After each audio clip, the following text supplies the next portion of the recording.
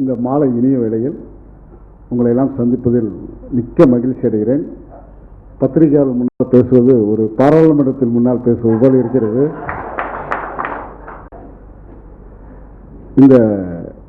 இது பத்திரிகையாளர் கூட்டம் சொல்வதை விட ஒரு வெற்றி பட விழான்னு தான் நான் நினைக்கிறேன். உண்மையிலே நான் எத்தனையோ படங்கள்லாம் நான் பண்ணியிருக்கிறேன். தம்பி சந்தானத்தோட பண்ணியிருக்கிறேன். அதெல்லாம் ரொம்ப இனிமையான நாள் சொல்லுவேன். ஆனால் அதோட இனிமையான நாளே என்னுடைய மச்சான் சேவியர் படத்துலையும் என் தங்க விமலா படத்துலையும் நடிக்கிறது நான் ரொம்ப பெருமையாக நினைக்கிறேன். ஏன்னா நான் ஆரம்பத்தில் எத்தனையோ ப்ரொடியூசர்லாம் என்னை பார்க்க வராங்க, நானும் அவங்கள பார்க்குறேன், பேசுகிறேன். அது பிஸ்னஸாக நாங்கள் போயிட்டுருக்குறோம். ஆனால் இது என்னன்னு தெரில, ஏதோ விட்ட குறை தொட்டக்குறையான்னு தெரில. எனக்கு சிஸ்டர் விமலா அன்றைக்கி நியூ இயர் அன்னைக்கு என் மருமக ஸ்னேகா நான் தான் அந்த படத்தில் நடிக்கணும் அப்படின்னு சொல்லி முதல் நாள் 2 நாளைக்கு முன்னால் அவங்க என்கிட்ட பேசுகிறாங்க. அதுக்கு முன்னாடி ஒரு வாரத்துக்கு முன்னால் அந்த மாதிரி சட்ட உரை இருட்டர் படம் நாங்கள் உங்களுக்கு போட்டு காட்டோம், நீங்கள் பாருங்கன்னா நான் அதை கேஷுவலாக எடுத்துட்டேன். சரி யாரோ பேசுகிறாங்க போல சரி அப்படின்ட்டு அப்போ ஷூட்டிங்கில் இருந்தேன். அதை நான் பெருசாக எடுத்துக்கல. திடீர்னு ஃபோன் பண்ணி சார் நான் உங்களை பார்க்கணும், நாங்கள் வரேன்னு சொல்லி சிஸ்டர் விமலா சொன்னாங்க. சரி வாங்கம்மா பார்க்கலான்னு. அப்போ கூட நான் கேஷுவலாக தான் சொன்னேன். சரி வாங்க நியூ இயர் எதுமா வரீங்களா வாங்கன்னு. அப்போ 2-3 ப்ரொடியூசர்லாம் வந்தேன். அதனால ஃபஸ்ட்டு இவங்களுக்கு தான் நான் கொடுத்தேன். பேசினாங்க. பேசினவர் தான் அந்த ஸ்பாட்லேயே நியூ இயரில் ஈவினிங்காக எனக்கு அட்வான்ஸ் கொடுத்தேன். எனக்கு ரொம்ப சந்தோஷம். பரவாயில்ல, நியூ இயர் என்றைக்குமே அவங்க கொடுக்குறாங்கன்னு நினச்சி. எதுக்கு இதெல்லாம் சொல்கிறேன்னா, நன்றி என்றைக்குமே வாழ்க்கையில் மனுஷன் மறக்கக்கூடாதுங்கிறத எனக்கு உதாரணம். அதான் பணம் கொடுத்துக்காக சொல்ல, என்னை மதித்து நான் தான் அந்த படத்தில் நடிக்கணும் அப்படின்னு சொல்லி என் மருமக என்னை என்கரேஜ் பண்ண பார்த்து உண்மையிலே எனக்கு ஒரு தங்கச்சி கிடையாது. அந்த ஸ்தானத்தில் தான் அவங்க விமலாவும் என்னுடைய மச்சான் சேவிரும் தான் நான் சொல்லுவேன். இது பெருமைக்காவோ இந்த விழாவுக்காவோ பத்திரிக்காவோ நான் சொல்லலை. என் நினைவு இருக்கு வரை அவங்க என் தங்கச்சி மாப்பிள்ளை மருமகன் தான். அது உரிமையை எங்கேனாலும் நான் சொல்லிக்கிட்டே இருப்பேன். அதுக்கு அடுத்தாப்புல இயக்குனர் வெங்கடேஷ் சொல்லணும். அவரை நான் ரொம்ப நாளாக நான் கேள்விப்பட்டு ஆச்சரியப்பட்டிருக்கேன். ஏங்கிற சரத்குமார் படத்துக்கு நான் ஒரு தடவை போயிருந்தேன். சரத்குமார் என்னை கூப்பிட்டு விட்டான்னு போய் பார்க்கும்போது இவரை நான் பார்க்க முடியல. ஆனால் நான் சந்திச்சுக்கிட்டவளே நான் பேச முடியல. அப்படி ஒரு மாபெரும் ஒரு இயக்குனர். நானும் எத்தனையோ இயக்குனர் தான் பண்ணியிருக்கேன். இவர் அதாவது ப்ரொடியூசருக்கு என் மச்சானுக்கு சப்போர்ட் பண்ணுறது தான் நான் சொல்லுவேன். ரொம்ப ஷார்ட்டாக இந்த மாதிரி எவ்வளோ அவங்களுக்கு செலவு பட்ஜெட்டு கம்மி பண்ணணும் அப்படிங்கிற ஒரு மனசில் பதிவு பண்ணி அழகாக எடுக்கிறாரு. ஒரு இது கூட ஓபி அடிக்கலை. நான் கூட ஒரு டேரக்டர்லாம் ஓபி அடிப்போம், அவரும் ஓபி அடிப்பாங்க. அந்த மாதிரிலாம் கிடையாது. சும்மா சக்குன்னு பவர் மாதிரி வேலை வாங்கிட்டே இருக்காரு. பெண்டை கழுத்துறாரு. இப்போ கூட ஷூட்டிங் பாருங்கள். காலையில் நேற்று போனால் லேட்டாக போயிடுச்சு, நைட்டு தங்கணும். காலையில் 8 மணிக்கு ஆரம்பித்து 5:30 மணிக்கு புழிஞ்சு எடுத்துட்டாரு. அதுக்கப்புறம் 6:30 மணிக்கு மீட்டிங்னா இங்கே வருது, டிராஃபிக் ஓவருன்னு சொல்லி வந்துட்டுருக்கேன். எதுக்கு இதெல்லாம் நான் சொல்கிறேன்னா, ஒரு மனுஷன் வாழ்க்கையில் முன்னுக்கு வரணும்னா விடாமுயற்சி வேணும். அது என்னுடைய அனுபவம். அந்த மாதிரி டைரக்டர் விடாமுயற்சியாக படத்தை நல்லா கொடுக்கணும், சக்ஸஸ் கொடுக்கணும்னு சொல்லி பண்ணுறாரு. அதுக்கு முழு துணையாக இருக்கிறது ப்ரொடியூசர் மச்சானும் தங்கச்சி தான் சொல்லலாம். ஏன்னா அவங்க எவ்வளவோ பிஸ்னஸ் பண்ணுறாங்க. பிஸ்னஸ்னால் சும்மா 1-2 இல்லை, நிறைய பண்ணுறாங்க. நான் இன்றைக்கி போய் அவங்க ஹோட்டல்லாம் பார்க்கும்போது ரொம்ப பிரம்மாண்டமாக எல்லாமே அவ்வளோ அற்புதமாக இருக்குது. ஒவ்வொன்றா நான் ரசிக்கிறேன். எனக்கே பாரு இப்படிலாம் பண்ணுறாங்க. ஸ்கூல் வச்சுருக்காங்க, காலேஜ் வச்சுருக்குறாங்க, எவ்வளோ தொழில் அதுக்கு வேலை கொடுக்குறாங்க. அதான் நான் அவங்கள ரொம்ப நேசிக்கிறேன். மற்றவங்களாம் அவங்கவுங்க சுய இதுக்காக பிஸ்னஸ் பண்ணுவாங்க, என்னென்னமோ செய்வாங்க. ஆனால் இவங்க அப்படி கிடையாது. இவங்க வர வருமானத்தை அப்புறம் பிஸ்னஸ்க்கு தான் கொடுக்குறாங்க. எவ்வளோ பேருக்கு உதவி பண்ணுறாங்க. அந்த மாதிரி நானும் அவங்கள்ட்ட உதவி பெற்றிருக்கிறேன். அது என் வாழ்நாளில் என்றைக்குமே நான் மறக்க மாட்டேன்னு தான் சொல்லுவேன். அந்த மாதிரி ப்ரொடியூசர் இப்படிலாம் கிடைக்கிறது சினிமாவில் ரொம்ப கஷ்டம் தான் சொல்லுவேன். அந்த மாதிரி அவங்க மனித நேயத்தோட மனித பாசத்தோடு ஒவ்வொருத்தையும் பார்த்துக்கிறாங்க. அதுவும் என்னை ரொம்ப பத்திரமாக பவராக பார்த்துக்கிறாங்க. நான் எங்கே சென்றாலும் என்னை விசாரிக்கிறாங்க. இதே மாதிரி தான் என் காட்ஃபாதர் ராமநாதன் அந்த மாதிரி தான் லட்டு படத்தில் அப்படி விசாரிப்பார். அதே ஸ்தானத்தில் என் மச்சான் அப்படி கவனிக்கிறாங்க. வந்தால் நல்லா பேசுகிறாங்க. அந்த மாதிரி அதாவது ஒரு ப்ரொடியூசரு, நான் ஒரு ஆக்டர் அந்த மாதிரிலாம் நான் நினைக்கல. இது என்னுடைய படம், என் குடும்ப படம் அப்படின்னு நினச்சி தான் நான் அந்த படத்தில் நடிச்சிருக்கேன். ரொம்ப அற்புதமாக வந்திருக்கு படம். உண்மையிலே லட்டுக்கு அடுத்து இதுதான் வரும்னு நான் நினைக்கிறேன். இதுக்கு முழு ஆதரவு, அதாவது வாழ்க்கையில் 2 கண்கள் யாருன்னா பத்திரிக்கையும் தொலைக்காட்சியும். உங்கள் முன்னால் நான் அதை சொல்கிறேன். ரொம்ப ஆசைப்பட்றேன். இந்த படம் லட்டு படம் மாதிரி பிரமாதமாக வரும். அதுக்கு முழு வேகமாக நாங்கள் இதில் நடித்த நடிகர்லாம் அவ்வளோ பிரமாதமாக நாங்கள் நடிச்சிருக்கோம். ஒருத்தருக்கு போட்டி போட்டு. அது மாதிரி தம்பி 2 பேரும் ஹீரோயினு, அப்புறம் தம்பி ராமையா சார், அப்புறம் அப்புக்குட்டி, இவங்கெல்லாம் அவ்வளோ அற்புதமாக நடிச்சிருக்காங்க. அந்த படம் ரொம்ப பிரமாதமாக அற்புதமாக வரும். அதுக்கு மேலாக கேமராமேனை நான் ரொம்ப பாராட்டுறேன். எத்தனையோ கேமராமேன்கிட்ட நான் ஒர்க் பண்ணியிருக்கேன். ஸ்ரீராம் சார்ட்ட, பாலசுப்ரமணியம் சார்ட்டெல்லாம் ஒர்க் பண்ணியிருக்கிறேன்.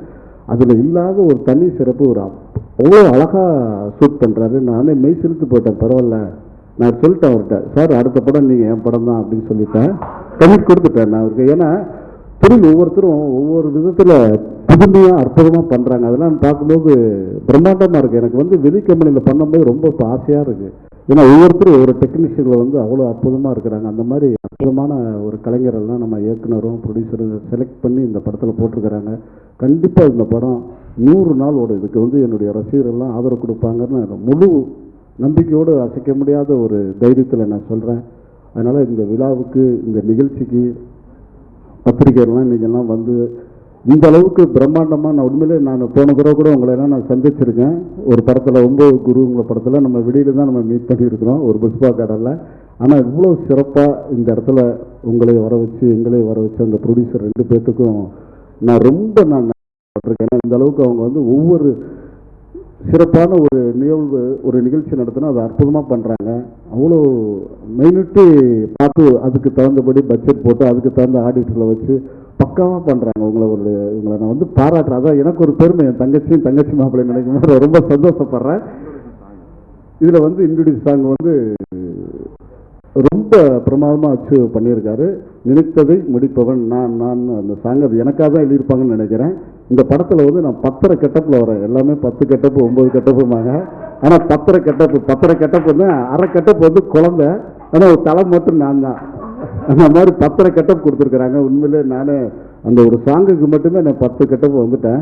அவ்வளோ பிரமாதமாக டைரக்டர் என்னை வந்து வேலை வாங்கியிருக்காரு. மியூசிக் டைரக்டர் அவ்வளோ பிரமாதமாக மியூசிக் கொடுத்துருக்காரு. இந்த படத்தெல்லாம் நீங்கள் பார்த்தீங்கன்னா ரொம்ப சந்தோஷப்படுவீங்க. அந்தளவுக்கு ரசித்து நான் வந்து இந்த சாங்கில் பண்ணணும் அப்படின்னு சொல்லி மாஸ்டர் வந்து ரொம்ப என்னை ஒர்க் வாங்கியிருக்காரு. நிறைய அதாவது இந்த படத்தை நிறைய சிறப்புகள் சொல்லிக்கிட்டே இருக்கலாம். பாவம் காலதாமதமாவது நீங்களும் உங்கள் 6:30 மணிக்கு உட்கார வச்சுருக்குறோம். அதனால் என்னுடைய பேச்சை நான் சுருக்கிக்கிறேன். அடுத்த வெற்றி விழாவில் உங்களை கண்டிப்பாக நான் சந்திக்கிறோம். 2வது இதில் வந்து ஒரு பெரிய விசேஷம் என்னென்னா மலேசியாவில் ஒரு சாங் ஷூட் பண்ணுறாங்க. அதில் என்னை வர சொல்லியிருக்கிறாங்க. எனக்கும் அதில் சீன் இருக்குது. வர 9ஆம் தேதி வந்து மலேசியாவில் ஆடியோ லான்ச் பண்ணுறாங்க. உண்மையிலே இது வந்து நான் லைஃப்பில் எத்தனையோ படம் நடிச்சிருக்கேன். ஆனால் முத என்னுடைய தங்கச்சி மாப்பிள்ளை படத்தில் ஃபாரினில் ஆடியோ லான்ச் பண்ணுறேன். இதுதான் ஃபஸ்ட்டு நான் நினைக்கிறேன். அந்த பெருமையும் அந்த புகழும் அவங்க 2 பேர்த்துக்கு தான் சமர்ப்பணம் சொல்கிறேன். அந்த அளவுக்கு படம் வரணும்னு சொல்லி ஆர்வம் பண்ணியிருக்கிறாங்க. ஃபஸ்ட்டு படம் சட்டம் ஒரு விட்டது, 2வது படம் பண்ணுறாங்க, 3வது படம் அடுத்து கமிட் பண்ணுறாங்க. இப்படி அவங்க வந்து இந்த சினிமாவை வந்து ஒரு எத்தனையோ பிஸ்னஸ் இருந்தாலும் இதை வந்து ஒரு பொறுப்பான ஒரு இடத்துக்கு இந்த சினிமாவை கொண்டு போகணும், இதை நல்லா மக்களுக்கு ரீச் பண்ணணும் அப்படின்னு சொல்லி அவங்க 2 பேரும் இந்த குடும்பமே வந்து கலை குடும்பம் தான் சொல்லலாம். அந்த அளவுக்கு இவங்க வந்து ஆர்வமாக இந்த படங்கள்லாம் பண்ணிகிட்டு இருக்கிறாங்க. இதில் நாங்கள் நடிக்கிறதுக்கு ரொம்ப நான் பெருமைப்படுறேன்னு நான் நினைக்கிறேன். ஏன்னா என் தங்கச்சி படமாச்சு. அதனால் நான் வந்து அண்ணனாக இருந்து இந்த படத்துக்கு என்னென்ன தேவைகளோ என்னால் முடிஞ்ச வரைக்கும் ஆக்ட் பண்ணி கொடுத்து இந்த படத்தை மிகப்பெரிய வெற்றி படமாக தரணும், இது வந்து இண்டஸ்ட்ரியிலே திருப்பு முனைமாக இருக்கணுங்கிறதுக்காக நாங்கள்லாம் முழு முயற்சியாக பண்ணுறோம். என் கூட என் தம்பிமார் 2 பேரும் பண்ணுறாங்க. இதற்கும் மேலாக கேமராமேனாக இருந்தாலும் சரி, டைரக்டராக இருந்தாலும் நல்லா அற்புதமாக பண்ணுறாங்க. இவங்களுடைய வெற்றி, இவங்களுடைய உழைப்பு கண்டிப்பாக நிச்சயமாக வெற்றி பெறும். தமிழகத்தில் இந்த படம் லட்டுக்கு அடுத்து இந்த படம் பேசப்படுங்கிறது எனக்கு அசைக்க முடியாத நம்பிக்கை. இதுக்கு முழுக்க ஆதரவும் அரவணைப்பும் பத்திரிகையாளரும் தொலைக்காட்சியிலும் கொடுக்கணும். ஏற்கனவே நான் உங்கள்கிட்ட பல முறை நான் சந்திச்சிருக்கேன், பேசி வச்சுருக்கேன். ஆனால் இந்த மாதிரி ஒரு படம் இனிமேல் அடுத்து ஒரு ஹிட்டு கிடைக்குமாங்கிறது தெரியாது. அந்தளவுக்கு இந்த படம் ரொம்ப பெருமையாக நல்லாவும் இருக்குது. அதனால் கண்டிப்பாக இதுக்கு நீங்கள் முழு ஆதரவு கொடுத்து பத்திரிகையில் நல்ல மக்கள் மத்தியில் ரீச் ஆகிறதுக்கு நீங்கள் முழு வேகமாக பண்ணணும். 2வது என்னுடைய தம்பி நிவாஸ் வந்து இந்த படத்தில் அடுத்த படத்தில் அவர் என் கூட நடிப்பாருன்னு நான் உங்கள் முன்னால் அறிமுகப்படுத்த நான் ரொம்ப சந்தோஷப்படுறேன். இந்த விழா இவ்வளோ சிறப்பாக அற்புதமாக இவங்க பண்ண ப்ரொடியூசர் தங்கச்சி விமாவுக்கும், என் தங்கச்சி மாப்பிள்ளை சேவிய சாருக்கும், என் மருமக சினிமாவுக்கும், என்னுடைய அண்ணன் இயக்குனர் வெங்கடேஷ் அவர்களுக்கும், மற்றும் இங்கே அமர்ந்திருக்கும் இதை கேட்டுக்கொண்டு பார்த்து கொண்டு இருக்கும் அனைத்து நேர்களுக்கும், என்னுடைய உயிரிலும் மேலான என்னுடைய ரசிகர்களுக்கும், இவ்வளோ நேரம் என்னை பேச வைத்த, என்னை அழகு பார்க்குற என் தங்கச்சி தான் நான் சொல்லலாம். உண்மையிலே எனக்கு கூட பிறந்தா கூட ஒரு தங்கச்சி வந்து அண்ணனுக்கு இப்படிலாம் பண்ண மாட்டாங்க. மலேசியாவிலேருந்து 2 கேலை வர வச்சு அண்ணன் நீங்கள் ஆடுங்கன்னு சொல்லி 3 நாள் என்னுடைய டான்ஸ் மூமெண்ட்டாக போவோம். இங்கேருந்து மரக்காண்ட வரையும் காரில் வந்து ரசிச்சிருக்காங்கன்னா உண்மையிலே நான் கடவுள் செஞ்ச புண்ணியம் தான் சொல்லுவேன்.